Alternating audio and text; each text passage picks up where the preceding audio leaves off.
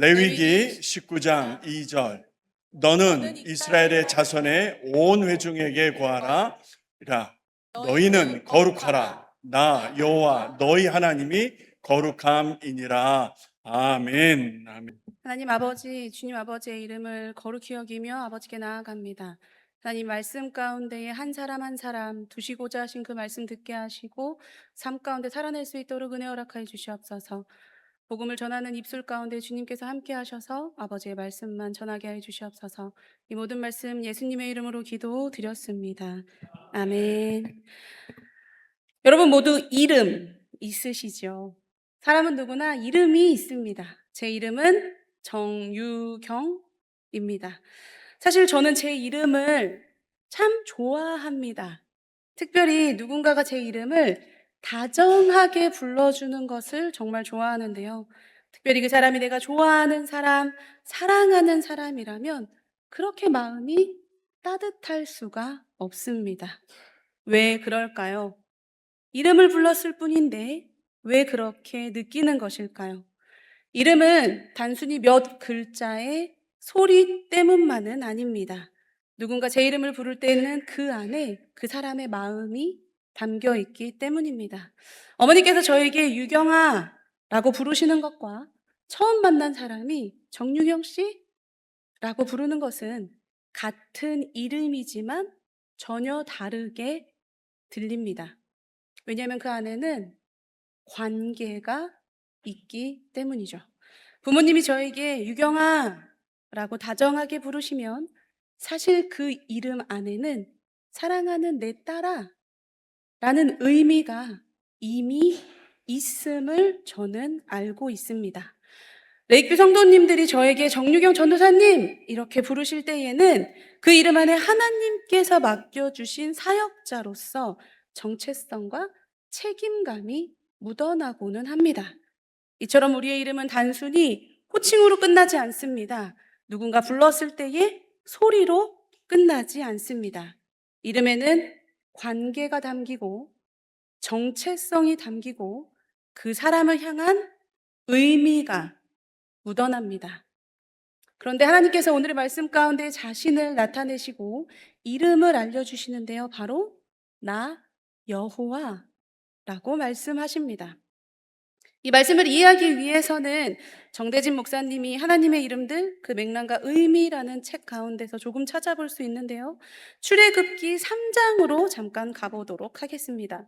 출애굽기 3장 13절에서 14절 말씀입니다. 모세가 하나님께 고하되 내가 이스라엘 자손에게 가서 이르기를 너희 조상의 하나님이 나를 너희에게 보내셨다 하면 그들이 내게 묻기를 그의 이름이 무엇이냐 하리니 내가 무엇이라고 그들에게 말하리이까. 하나님이 모세에게 이르시되 나는 스스로 있는 자니라. 또 이르시되 너는 이스라엘 자손에게 이같이 이르기를 스스로 있는 자가 나를 너희에게 보내셨다 하라. 모세가 묻습니다. 사람들이 누가 보냈다고 물으면 제가 무엇라 대답할까요? 그때의 하나님이 모세에게 주신 이름입니다. 나는 스스로 있는 자라. 나는 스스로 있는 자니라. 야훼, 여호와, 하나님입니다. 하나님께서 자신을 우리에게 나타내셨습니다. 자신의 이름을 먼저 알려주셨습니다. 이유가 있지요. 하나님께서는 먼저 우리에게 나타나시고 알려주셔야만 우리가 그것을 알 수 있기 때문입니다. 제가 먼저 이름에는 의미가 있고 정체성이 있고 묻어나는 여러 가지 것들이 있다고 말씀드렸어요. 그런데 이 땅 가운데 유일하게 스스로에게 이름을 부여하실 수 있는 분, 스스로에게 의미를 부여하실 수 있는 분, 스스로에게 정체성을 주실 수 있는 그 이름 단 한 분, 주 하나님 여호와이십니다. 스스로 있는 자, 스스로 있는 자, 야훼, 그 하나님이 우리의 하나님이십니다. 그 이름이 얼마나 거룩한지, 그 이름이 얼마나 놀라운지, 그 이름이 얼마나 높고 대단한 이름인지 그것은 하나님께서 자신을 나타내셨을 때에 우리가 마음 깊이 알 수 있는 것입니다. 크고 위대하신 하나님께서 이스라엘 자손들에게 오늘의 본문 말씀 가운데 이렇게 말씀하셨습니다. 너희는 거룩하라. 이는 나 여호와 스스로 있는 자 너희 하나님이 거룩하기 때문이다 라고 말씀하셨습니다. 스스로 계신 그 하나님께서 자신의 이름을 밝히시며 말씀하시며 거룩하라고 말씀하셨어요. 저는 이 본문 말씀 안에서 두 가지의 단어가 마음 깊이 다가왔는데요. 거룩, 그리고 하나는 여호와 너희 하나님이었습니다. 먼저 생각해 볼까요? 거룩함. 거룩하다. 거룩하십시오. 거룩해야 합니다. 어떤 의미일까요? 어떻게 사는 것이 거룩한 것일까요? 도대체 무엇이 우리에게 거룩하다고 이야기하는 것일까요? 교회에 나올 때 정갈하게 옷을 입고 마음을 다듬고 예배를 열심히 드리면 거룩한 것일까요? 따뜻한 목소리로, 낮은 목소리로 서로에게 대화를 나눈다면 그것이 거룩한 것일까요? 무엇이 거룩한 것일까요? 거룩한 사람이란 무엇일까요? 거룩한 삶이란 무엇일까요? 제가 주일학교 사역을 꽤 오랫동안 했습니다. 그중에 유치부 사역도 꽤 오랫동안 했는데요. 유치부 사역하면서 제가 정말 좋아했었던 찬양 중에 하나가 있습니다. 제목이 거룩은 이라는 찬양이에요. 그 가사를 띄워드리겠습니다. 거룩은 하나님을 사랑하는 거예요. 거룩은 이웃을 사랑하는 거예요. 하나님을 사랑하고 이웃을 사랑하는 것, 거룩이에요. 찬양의 가사 딱 세 줄입니다. 주일학교 아이들하고요, 이 찬양을 부를 때마다요, 마음이 뭉클했어요. 맞다. 거룩은 하나님을 사랑하는 것, 이웃을 사랑하는 거지. 라고 고백했었습니다. 왜 그럴까요? 사실 거룩이라는 단어 뜻이 사랑해야 합니다라는 뜻은 아닙니다. 거룩은 구별되다 라는 뜻이에요. 무엇으로부터 구별되었다. 그것이 거룩입니다. 그런데 어떻게 이게 사랑하는 것으로 되는 것일까요? 하나님께서 거룩하다고 하시는 것은 거룩하게 구별된 자라는 것을 의미합니다. 너희도 거룩하라는 것은 구별된 자가 되어서 나의 사람이 되어라 라는 말씀인 것입니다. 그것이 진짜 거룩의 뜻이에요. 그런데 이게 왜 하나님을 사랑하고 이웃을 사랑하는 것이 되는 걸까요? 레위기 19장 말씀을 보시면 2절 이후에 하나님께서 참 많은 말씀을 하십니다. 내가 거룩하니 너희도 거룩하라. 그리고 그 거룩은 이것이다 라고 말씀하시는 거예요. 안식일을 지켜야 한다. 부모를 공경해야 한다. 우상을 섬기면 안 된다. 절하면 안 된다. 도둑질하면 안 된다. 거짓말하면 안 된다. 일당을 주고 시켰으면 바로바로 돈을 주어라. 가난한 사람들을 위해서 밭에 모퉁이를 남겨두어라. 귀가 들리지 않는 사람 앞에서 그 사람 흉보지 마라. 눈이 안 보이는 사람 앞에 장애물 같은 것 놓지 말아라. 딸이라고 함부로 대하지 말고 다른 사람에게 팔면 안 된다. 재판에서 부자라고 돈 많다고 편들어주지 마라. 다른 사람 비방하지 말아라. 원수 갚지 마라. 원한을 품지 마라. 내 이웃 사랑하기를 내 자신과 같이 사랑하라. 이런 말씀을 하신단 말입니다. 이야기를 듣다 보면 무엇과 닮아 있다고 느껴지지 않으신가요? 모세가 받았던 10계명입니다. 모세가 하나님께 받았던 10계명과 오늘의 레위기 19장은 분명히 닮아 있습니다. 하나님께서 모세에게 주셨죠. 1계명에서 4계명까지 하나님을 사랑하는 법을 알리셨습니다. 나 외에 다른 신을 섬기지 마라. 우상을 만들지 말고 절하지 말라. 여호와 이름을 함부로 부르지 말고 망령되이 일컫지 말고 함부로 사용하지 마라. 안식일을 기억해서 거룩하게 지켜라 라고 주셨어요. 그런데 오늘 본문 말씀 레위기 19장에서는 이 네 가지를 어떻게 구체적으로 지킬 수 있는가에 대해서 조금 더 자세하게 말씀하고 계십니다. 막연하게 해가 아니라 이렇게 실제로 살아야 돼 라고 말씀하시는 거죠.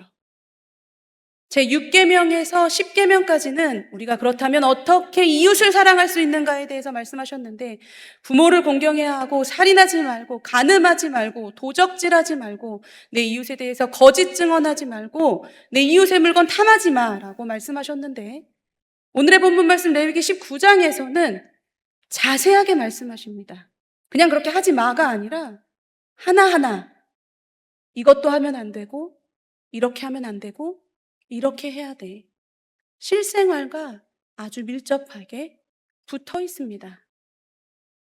그저 구별되어졌다고 해서 저 먼 발치에 있는 삶이 아니라, 구별졌다고 해서 다른 사람들과 동떨어진 삶을 살아라는 것이 아니라, 오늘 지금 이 순간 내 삶에서 거룩하라고 말씀하시는 거예요. 어떻게요? 하나님 사랑하고요, 내 이웃을 그 사랑으로 사랑해야 한다고 말씀하시는 것입니다. 그것이 바로 거룩함입니다. 그것이 거룩한 자의 삶입니다. 이런 이야기를 들으면 아멘, 제가 그렇게 살겠습니다 라고 하면 참 좋을 텐데, 아멘. 삶이 참 쉽지 않죠. 현실은 참 어렵습니다. 오늘의 본문 말씀에 나오는 참 많은 이야기들이 있죠. 하나님 사랑해야 합니다. 안식일 지키셔야 합니다. 누군가에게는 쉬울 수 있는데 누군가에겐 너무 어려울 수 있어요. 정직해야 합니다. 아주 작은 일에도 정직해야 됩니다. 누군가에겐 쉬울 수 있지만 누군가에겐 어려울 수 있습니다. 약한 사람들을 돌봐야 합니다. 귀가 안 들리고 눈이 안 보이는 사람들, 다리가 불편하고 팔이 불편한 사람들 도와야 해요. 그들이 조금 더 편하게 살 수 있도록 해야 됩니다. 누군가에게는 쉬운 일이지만 누군가에겐 너무 어려운 일이에요. 조금 더 어려운 이야기를 해볼까요? 나에게 손에 끼치는 사람, 사랑해야 합니다. 원수 같은 사람, 사랑해야 합니다. 내 명예와 내 이름과 내 삶에서 가시 같은 그 사람을 사랑해야 한다고 분명히 말씀하십니다. 어떠세요? 여전히 아멘입니다. 저는 그렇게 살아갈 수 있습니다. 그렇게 살 것입니다. 그렇게 살아가고 있습니다. 라고 쉽게 고백하실 수 있으신가요? 말씀을 전하는 저조차도 쉽지 않은 삶이라는 것을 기억하고 있습니다. 이 일에 대해서 우리는 어떻게 해야 할까요? 이 어려운 일, 이 어려운 삶, 안 될 것 같은 이것들을 어떻게 해야 될까요? 오늘 본문 말씀으로 잠깐 돌아가 볼 텐데요. 19장에 보면 이 두 문장이 참 많이 나옵니다. 나는 여호와다. 나는 여호와 너희 하나님이다. 성경이 있으시면 잠시 보셔도 좋을 것 같습니다.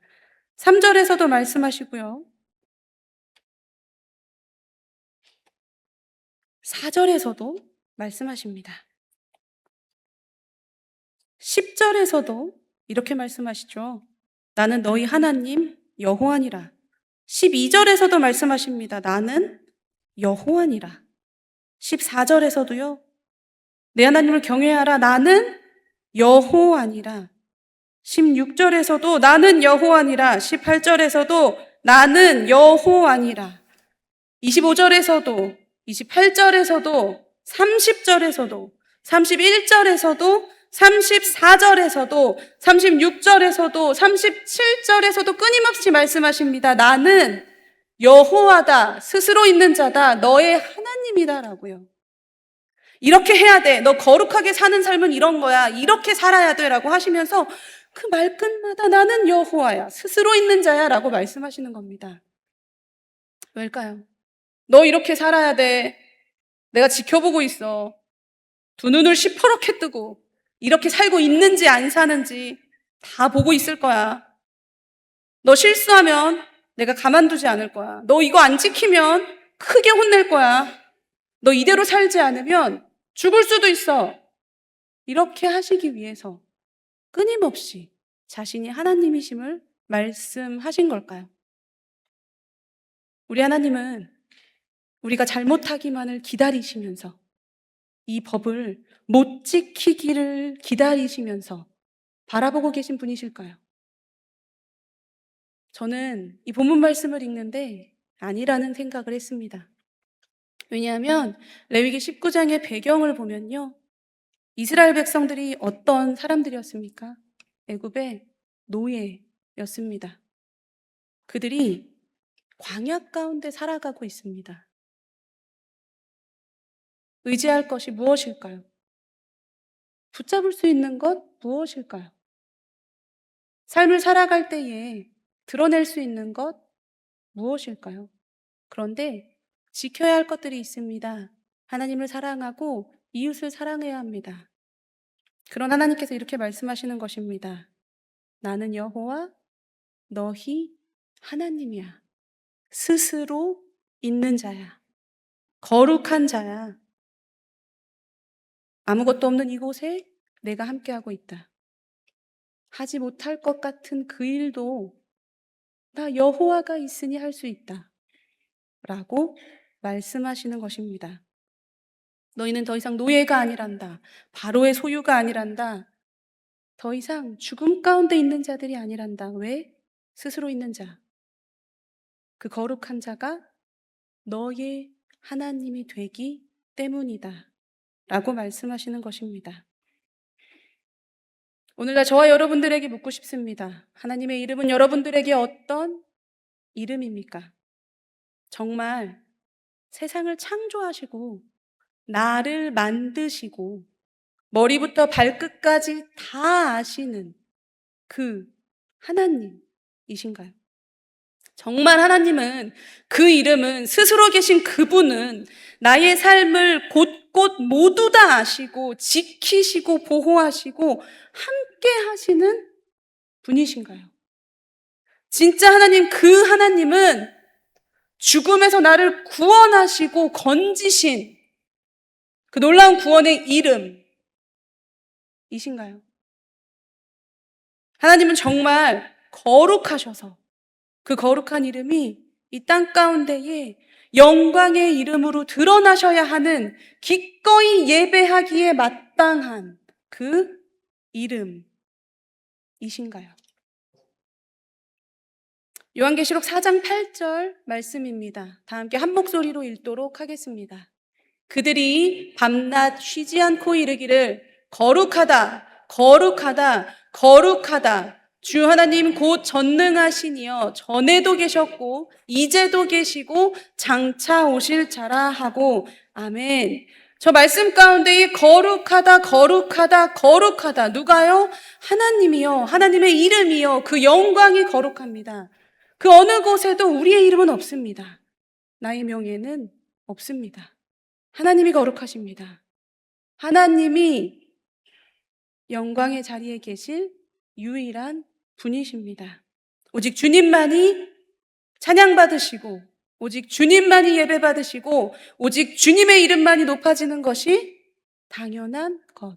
그것이 이 땅 가운데 하나님 나라를 살아가는 저와 여러분들의 삶이 되어야 합니다. 거룩한 삶이란 하나님을 사랑하고 이웃을 사랑하는 삶이란 이 땅 가운데서 이미 임하신 하나님 나라를 누려야 하는 우리들의 삶이기 때문입니다. 요한복음 1장에서 이렇게 말씀하십니다. 말씀이 육신이 되어 우리 가운데 거하시매.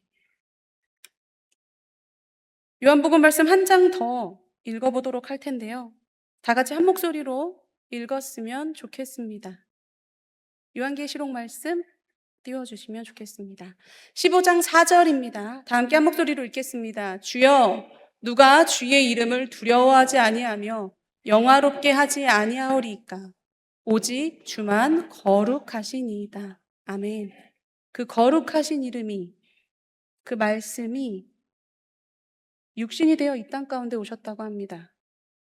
그 거룩한 이름이 바로 예수 그리스도이십니다.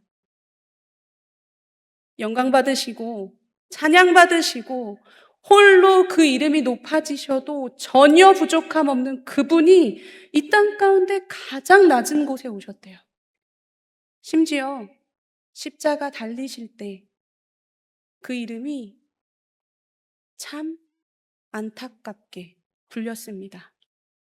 누군가에게 조롱당하는 이름이 되었습니다. 누군가에게 짓밟히는 이름이 되었습니다. 그 이름이 누구시라고요? 스스로 계신 자. 스스로 계신 자. 이 땅 그 무엇과도 바꿀 수 없는 유일한 이름입니다. 그 거룩한 이름이 육신이 되어 이 땅 가운데 오시고 땅에 짓밟히시고 피 흘리시고 죽으셨습니다. 왜요? 사랑이시니까요. 하나님은 사랑이십니다. 하나님은 사랑이 많으신 분이 아니라 사랑이세요. 단 한순간도 사랑이 아니신 적이 없습니다. 그래서 그 거룩한 분이 사랑을 가지고 이 땅 가운데 오셨고 죽으셨습니다. 그리고 다시 부활하셔서 하나님 우편에 계시다가 다시 오신다 약속하셨습니다. 그 거룩한 이름이, 그 거룩한 성령님이 오늘 우리와 함께 하십니다. 그 거룩한 이름, 스스로 계신 자가 우리 안에 함께 하십니다. 그렇게 우리는 거룩하여질 것입니다. 거룩하여졌습니다. 거룩한 삶을 살 것입니다. 왜요? 제가 거룩해서 아니죠. 제 이름이 높아져서 아니지요. 제가 잘나서 아니죠. 제 안에 계신 스스로 계신 자, 거룩한 그 주님이 우리의 삶을 그렇게 이끄시기 때문입니다. 그것이 사랑입니다. 그것이 거룩함입니다. 제가 설교 처음에 제 이름을 참 좋아한다고 말씀드렸었는데요. 사실 원래부터 제 이름을 좋아했던 건 아닙니다. 여기서 다 말씀드릴 수는 없지만 제 이름에 관련된 많은 에피소드들이 있었어요. 심지어 저는 중간에 이름도 바꿨습니다. 지금 정유경이라는 이름은 저의 태어났을 때의 이름은 아니에요. 그런데 제가 제 이름을 참 좋아하게 됐었던 이유와 일이 있었습니다. 저는 모태신앙으로 태어났습니다. 어머니께서 믿음이 참 좋으셨고요. 목사님이셨어요.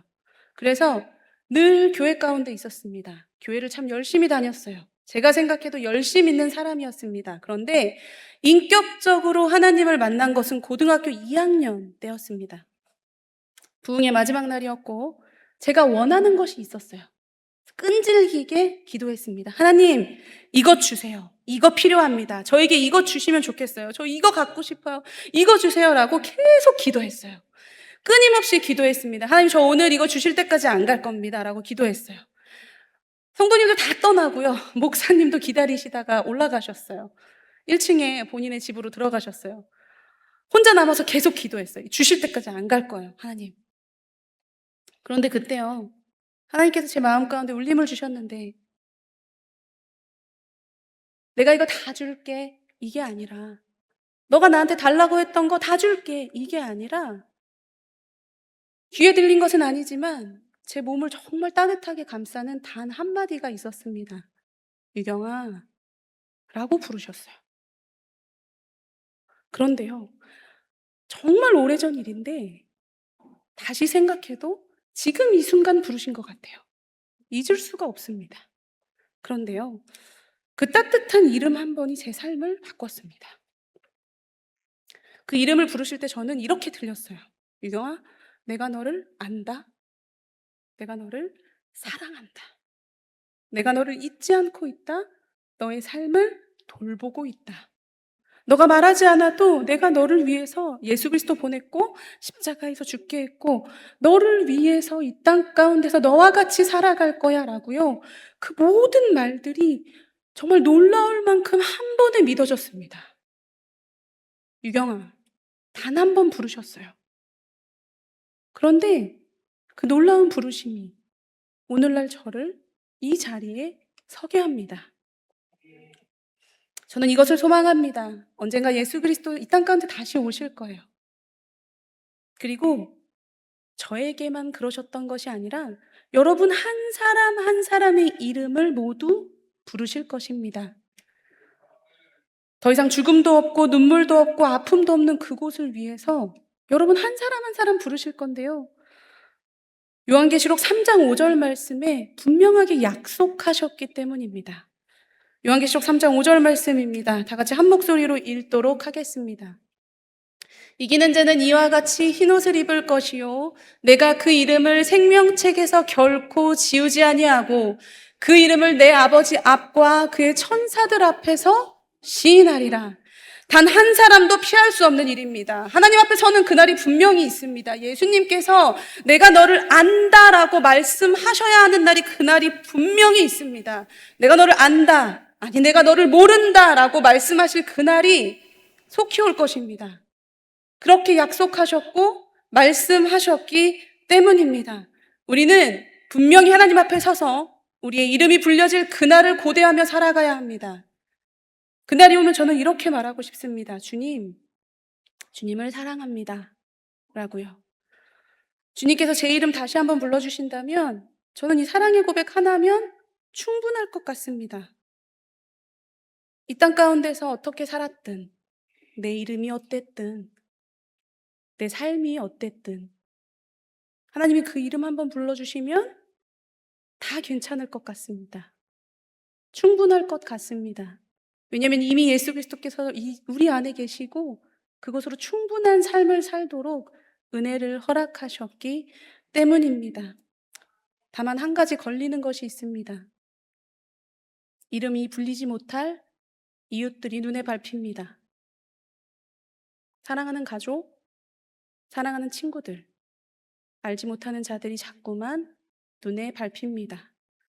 예수 그리스도께서 지금 오셔도 참 좋을 것 같은데, 지금 오셔서 유경아 라고 하면 정말 사랑한다고 고백할 것 같은데 걸려요. 지금 믿지 않는 내 친구들의 얼굴이 보이고 사랑을 고백하는 많은 사람들 중에 주님을 모르는 자들이 자꾸만 눈에 밟힙니다. 그래서 거룩을 이야기합니다. 거룩한 삶을 살아내야 합니다. 누군가 나의 이름을 부르실 때에 그들의 이름도 함께 부르셔야 하기 때문입니다. 그 일을 위하여 우리를 부르셨습니다. 스스로 있는 자, 거룩한 자가 우리 안에 계십니다. 우리의 삶을 인도하시며 바꿔나가십니다. 이 시간 다 함께 잠시 기도하셨으면 좋겠습니다.